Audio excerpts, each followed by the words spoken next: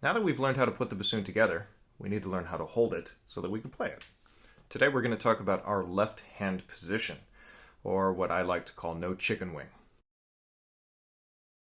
Our left hand is responsible for supporting whatever weight the seat strap doesn't hold.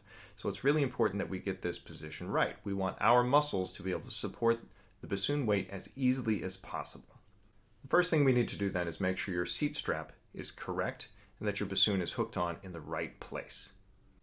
After you've made sure that your seat strap is positioned in the correct place on your chair, go ahead and hook the bassoon onto the strap or slide it into the cup. Remember to position the bassoon against roughly mid-thigh. Once you have the strap correct and the bassoon hooked on, we're going to go ahead and start building our body position.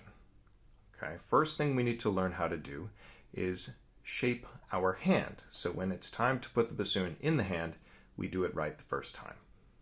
With your left arm dangling at your side, relaxed and natural, freeze your finger position. Then raise them up and take a look at it. You should see something that looks roughly the shape of a flattened letter C. This flattened letter C shape is approximately the shape of the hand when we are putting it onto the bassoon. You'll want to position your elbow in line with your body, only a few inches away. You should be able to feel like you could comfortably hold a golf ball in your armpit.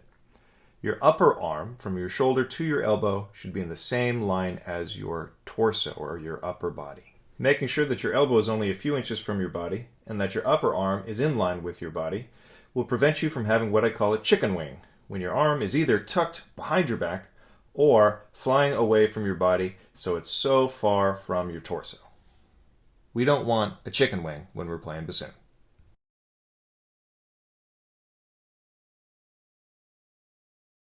Now that our hand position, our elbow, and our arm is in the correct place, let's go ahead and lean the bassoon across the body. Before we lean the bassoon across the body, we need to know where the weight is going to sit. We're going to rest the bulk of the weight that is not contained by the seat strap on the first knuckle of our first finger. This is the large knuckle right at the top of your hand. Now let's place the fingers. Our first finger, or pointer finger, is going to cover the E hole, which is the top hole on the front of the bassoon. The middle finger, or the second finger, is going to cover the D hole, or the second hole down on the front of the bassoon. Your third finger, or ring finger, is going to cover either the hole or the plateau key, depending on what kind of bassoon you have. This hole, or key, is our C hole. Our pinky will rest on the top of the two keys that are below the C hole or C key. Each of these fingers are going to use a curved natural shape, just like we did with that flat C. You don't want to bunch the fingers up and make them like a claw, but you don't also want to make them straight and flat. The first and second finger will touch slightly back from the fingernail on the fingertip.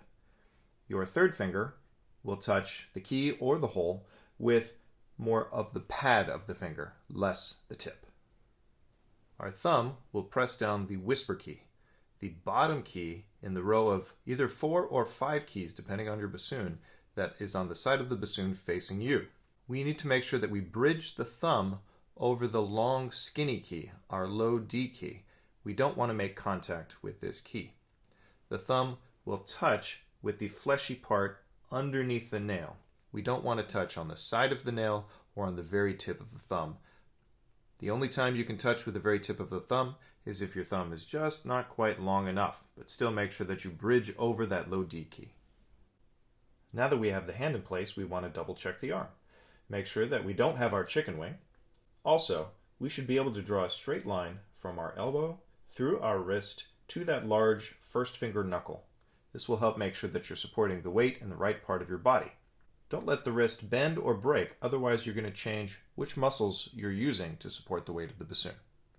Once you understand the position of the arm, the position of the hand, where the fingers go, and how the elbow through wrist should feel, go ahead and practice raising your arm up to the bassoon in one fluid motion. Make sure to place the fingertips in their home every single time.